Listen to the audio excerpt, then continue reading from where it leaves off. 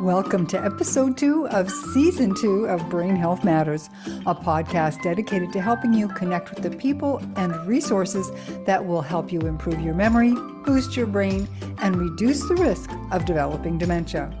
In season 1, we had a new episode every week, but for season 2, at least for the first few months, we're only going to be releasing a new episode every 2 weeks so that I can focus on treating the many clients who are seeking help for a better brain, and so that I can focus on writing my newest book, The Mindful Brain.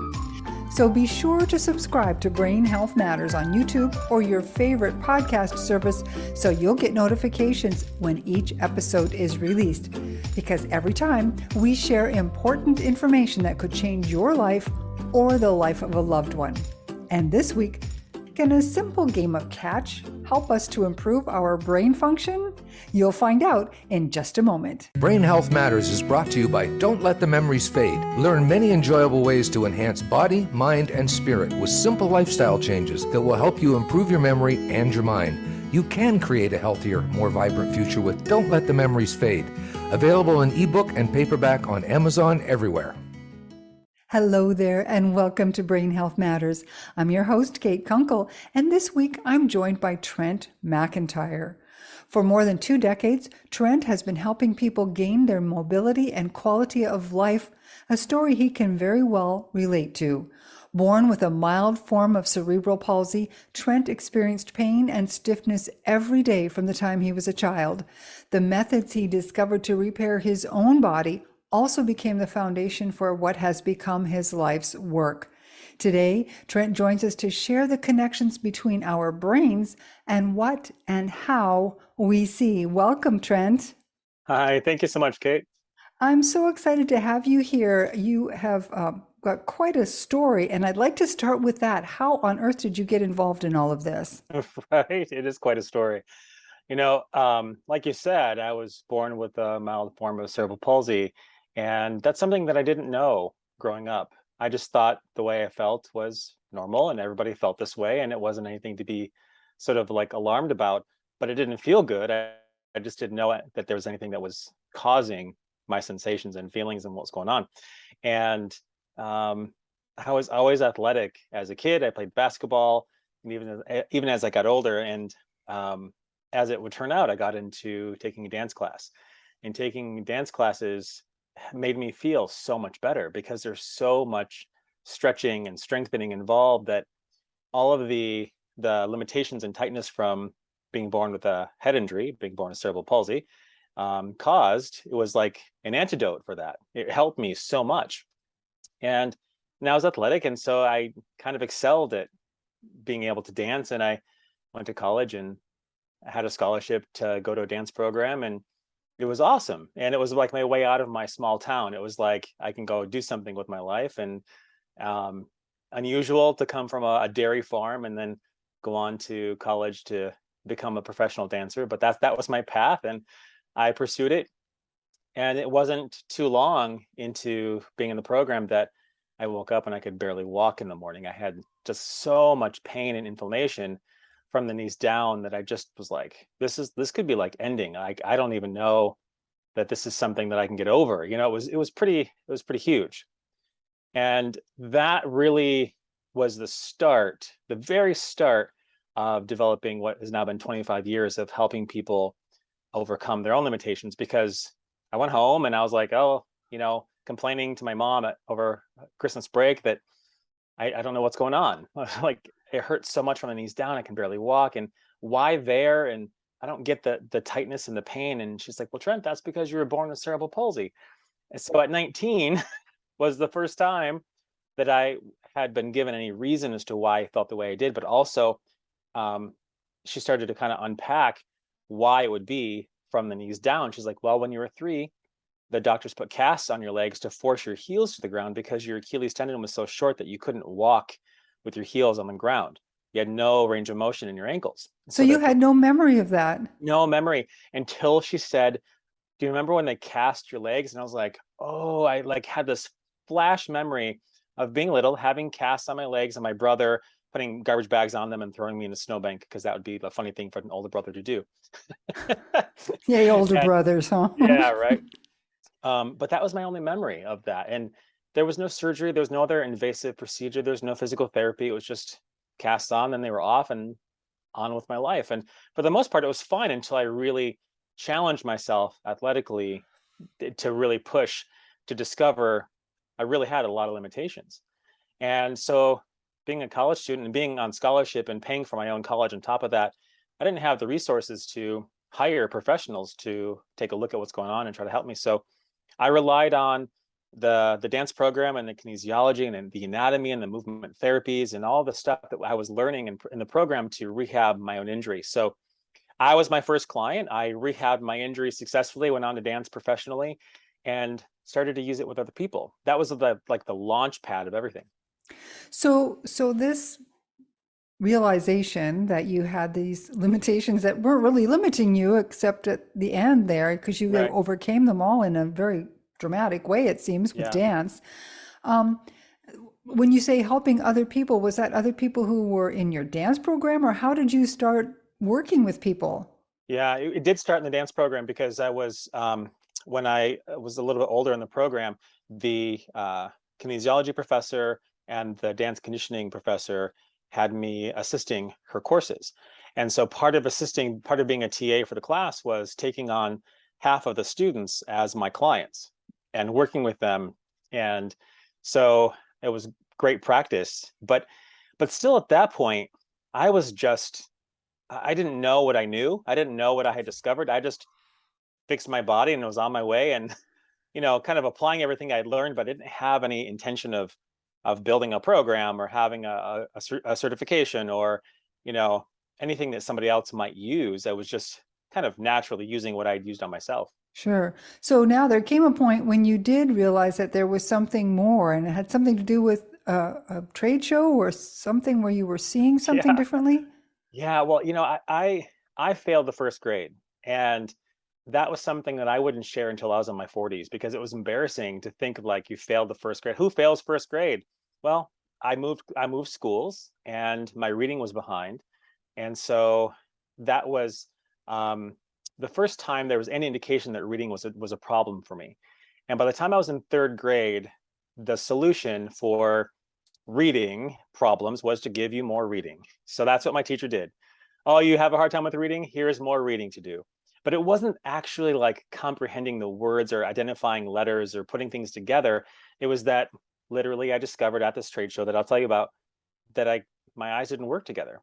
They were weak and they weren't coordinated and they didn't function well together. So when I was reading, it would create strain and problems because both eyes weren't looking at the same thing at the same time. And so it would essentially put me to sleep, like two sentences in to a book, and I would just fall asleep because it was too much for my brain to process both images Trent, that I've coming to my heard eyes. that from people now a few times that they try to read and they go to sleep. Maybe that's why I need to have them touch base with you. Yeah, yeah. So there's lots of wonderful vision therapists that do great work, and I happened to meet one at a trade show. But what was funny about it is that um, before going to the trade show, and I was there for other reasons, I was talking to a client and I was talking about a book series that I was reading, and that was really great. And I got to get the next book in this series. But I wasn't reading the series. I was listening to the audiobook because I was too ashamed to say that I wasn't reading the book. I was listening to the book. So she didn't know that I was listening and not reading. And the next time she came in before my trip, she brought me a copy of the next book in the series. I was like, oh, now I've got to download the audio, listen to it, report back. I felt all this obligation around the whole thing. And the reality was that I took the book. I didn't read it on the way there on the plane. It was a long plane ride, like 3 hours. But while I was at this trade show, I did a couple eye exercises with a vision therapist. And I couldn't believe when I got back to my booth, a friend had stopped by and left a note for me that had missed me. And I read this note and I was like, I've never read that fast in my life. Like that was incredible. And it was easy and I don't hurt, I don't have a headache. And on the plane ride home, I read the entire book that my client had given me. And I got home and I was like, to my wife, I'm like, I need to get the rest of this series. And she's like, you mean the audiobook? I'm like, no, the actual physical, tangible book to read. And she's like, who are you? And what have you done with my husband? And so that was really what lit me on fire with how important the eyes are when it comes to quality of life and movement and coordination and flexibility and balance. The eyes are at the heart of it all. And that, so putting 20 plus years of working with bodies and working with the fact that our brains are plastic and we can learn new patterns, and then getting hit over the head with how powerful the eyes are, became just a 1-2 punch for putting it all together. So all those years then you were working with people to help them become what, dancers or athletes, or just to be more Oh, coordinated? I had clients with osteoporosis, professional athletes, MS, like Parkinson's, you name it. That's Okay, so the you were helping gamut. them with movement then. Yeah, Ah, right. okay. So Yeah. now you've come to a place where you are learning the importance of the eyes Mhm. with movement then. Well, with actually just reading. So how did you extrapolate then from, wow, I can read better to, wow, eyes can make movement better? How did that Yeah. happen? So a couple things happened. The first was that I was like, these books started coming out about the brain, and I'm like, well, this seems like it'd be good for me to read these books because they're probably related to what I do in some way. And I start reading them, and I'm like, uh, this is what I do. Like, yeah, the brain's plastic, and I don't have the language around it. I don't have the vocabulary, but this is exactly what I'm doing with people. And there all kinds of stuff. It was just like, okay, now I have a language. Now I have literature to point to, and I have a little bit clearer sense of what I'm really doing, because it was just my instinct. It was just what had worked for me is working for other people. But then when I learned that the brains are plastic and they can change, and I can actually build patterns a certain way, and there's a science behind it and a vocabulary behind it, it helps support it. Well, along with that literature comes out that how the research shows how important the eyes are in relationship to movement. That the stronger, the more flexible, the better coordinated your eyes are, not just acuity, not well how crisp you see, but the actual movement of your eyes is directly correlated to how you move your body and how your body is coordinated and has focus and regulation. And so that became basically my curiosity on doing before and after testing, which is one of my favorite things to do. It's like you could take anybody in a situation, whether you're focusing on balance, for example, and have you do a simple movement that would maybe challenge your balance, and then do sensory training with your eyes, and then do an after test, and then see what you could make improve. And it was through doing thousands of those with many people that I could make a direct correlation and find a really easy, fast way into improving someone's quality of movement, because it's through their eyes. And so often we think of movement as like you've got to go exercise, and it's awesome. I'm athletic. I coach volleyball. I'm a mountain biker, but I have to use my eyes to improve all of those activities.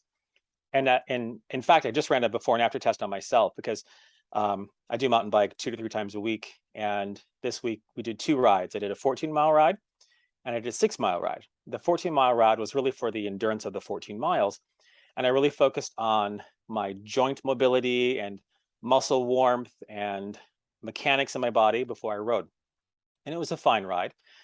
The second ride I focused on just sensory training, just eyes, just getting a range of motion, strength, pattern in my eyes. And we did a lot of jumps that day. And I felt much better by incorporating the eye stuff than the hour of joint and muscle preparation I did for the first ride. So I'm always testing before and after to prove the concept to myself and to find new ways in to help other people. That is so fascinating because we always think, I used to work with a lot of Parkinson's clients, and it is such a challenge to get them, to move comfortably, to have a decent gait. Yeah. So I never in a million years would have thought of the eye training as something that could help. Yeah. And the people that I've had the the amazing experience of working with that have Parkinson's, what one of the best responses is the joy and the fun that they have, because there's so much about their disease. It's a movement disease, and so they're losing movement of everything over time. And so when you can give them something that's as simple as playing a game of catch with the brain speed ball, which is what I use, um, it, they become happy and they look forward to doing something. Whereas as they sit there and just watch their abilities dwindle, that's a hard space to be in. So to be able to intersect that with, hey, there's a really simple, fun game we can play to offer them a little bit of joy and something that they can do with their spouse or their caretaker, And it's to just improve awesome. their movement. Oh my gosh, it's Yes, like the whole package. So tell me exactly. about this speedball. I'm going to order one for my dad and I'm really excited about this, but tell us how this thing works. Yeah. So it's a small bright orange ball that has A through Z and 1 through 12 printed on it. And so we would just play a game of catch, Kate, just back and forth. And what I want to do is make sure that I'm using my eyes and you're using your eyes to track the ball as it goes through space. So right away, we're using our eyes in different directions as the ball is flying to track it. So it's a built-in eye exercise. So you don't have to think about I'm exercising my eyes. It's built in because you're just tracking the ball through space and you're watching it come into your hands. And how we really tap into how your brain processes is that, our brain already goes through this cycle of sensing what's going on, deciding what to do about it, and then acting on it, that sense, decide, act cycle. And since your eyes are like the number one sense, 80% of the information that comes to your brain comes from your eyes. And we're doing eye exercises. So we're tapping into that sense part of it in such a profound way. And then we're saying, when you catch the ball, Kate, I'm going to have you tell me out loud what you see on the ball.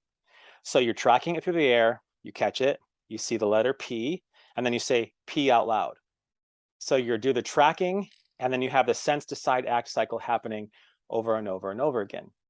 Right? Because you've got another sense that you're speaking then too. Yes, yes, yes. So you're bringing those senses and you're moving your body, turning your head, your inner ear, your balance, your visual system. It's all combined. But because it's a fun game, you don't really have to know anything about the brain for it to work. You don't have to understand that the brain is plastic. What does that even mean for some people? It's like, what? You know, you don't have to know sense, decide, act, but that's what's happening. That's how our brains are already wired. So it just taps into it. And it does it in a fun way because the fun part of it is essential. There's lots of great eye exercises that exist that are not fun. And when they're not fun, we don't want to do them. Exactly. That's it. That's a whole problem with so many things that are good for us. If it's not fun, so many people just leave it go by the wayside. Yeah. Yeah, it's really the mindset that I encourage for people. It's fun is really essential to it. So if you have the mindset that this is supposed to be fun at the forefront, then that sets the stage for your success. And then we're looking at really finding a level that's challenging for you. And that means we have to let go of the idea of being perfect. We have to let go of the idea of never dropping the ball. So actually, a really healthy game of brain speed ball is that you and I are both dropping the ball once in a while. Then we're being challenged and we have to really go for the ball and we have to find a way to track it and get to it and make our whole body coordinate to receive that ball. But if you're always dropping it, it's too hard. If you're Right. always catching it, it's too easy. So in the middle where you're dropping it once in a while is where you want to be. It does require letting go of like being perfect. And it's a good exercise among just by itself, right?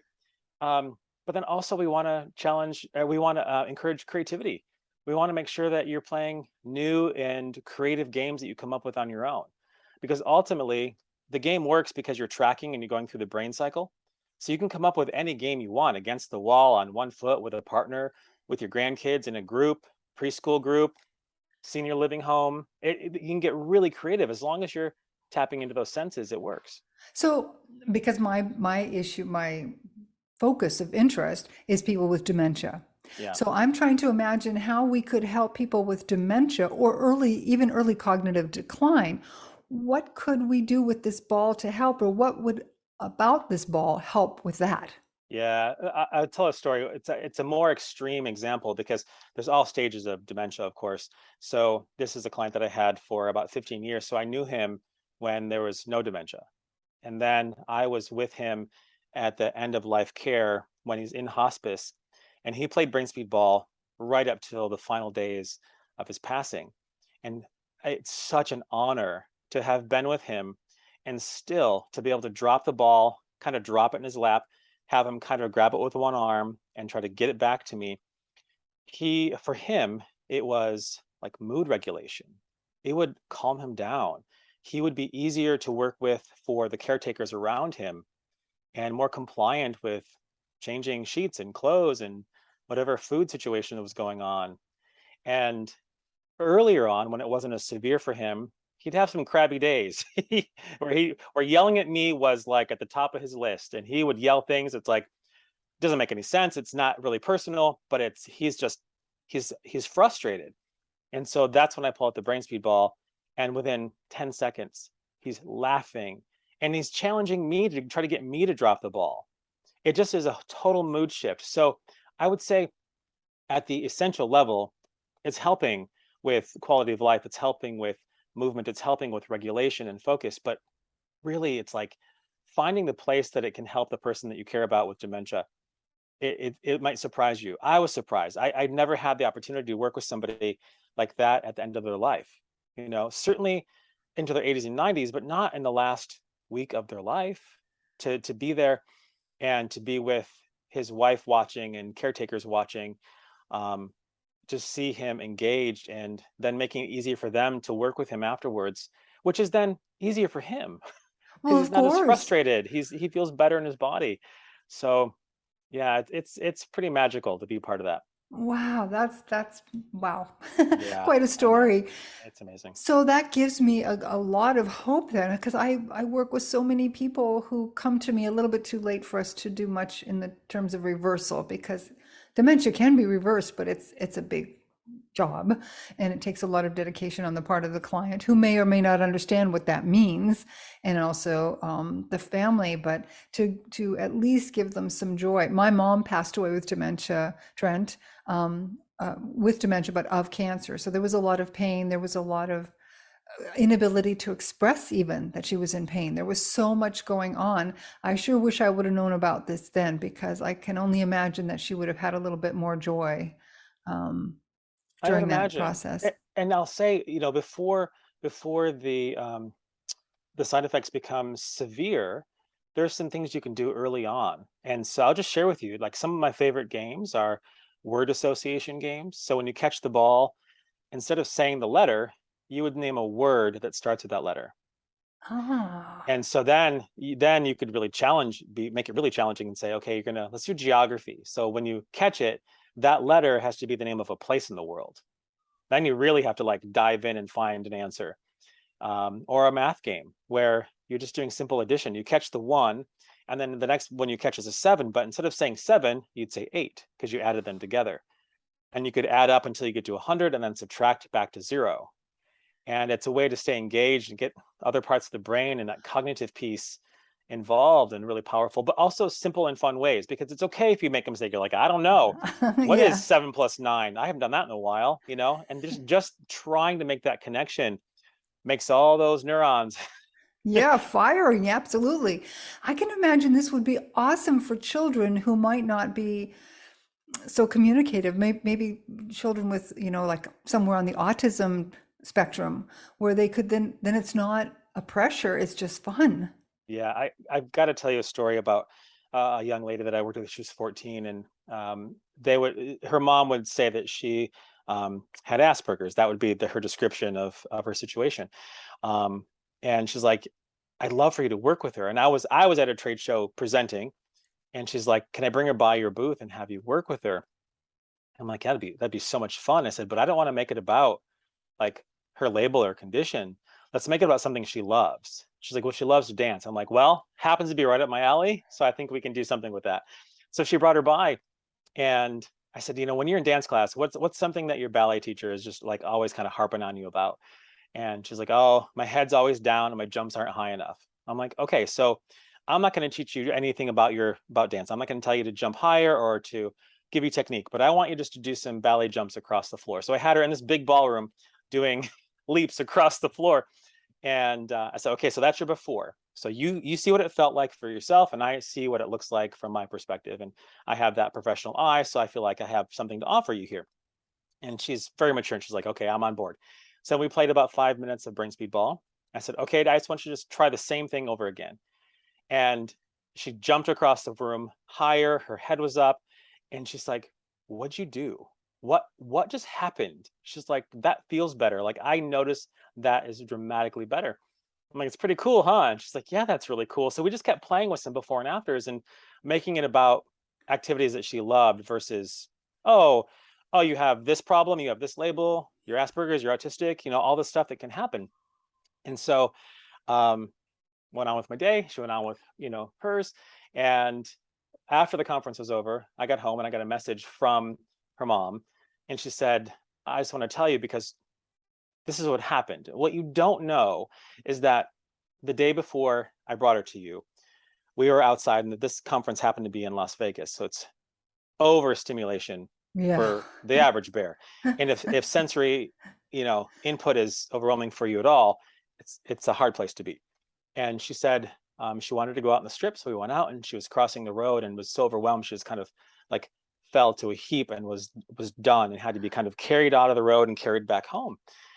And she said, but then she worked with you, and later that night, there's a party at this conference, and it's like a 3-hour party, and it's loud and there's lights and all this stuff. And she said she comes every year with me, but usually we last about a half an hour, and then she's got to go back to the room and kind of recover. Normal. That's what they expect. That's what normally happens. And she said, Trent, she stayed the entire party. And when we got home back to the hotel room, she wasn't overwhelmed. There was no recovery. And so to me, that was the win. It's like it shows up in her life without having to make it about her being wrong or somehow making mistakes or the label that somebody has given her.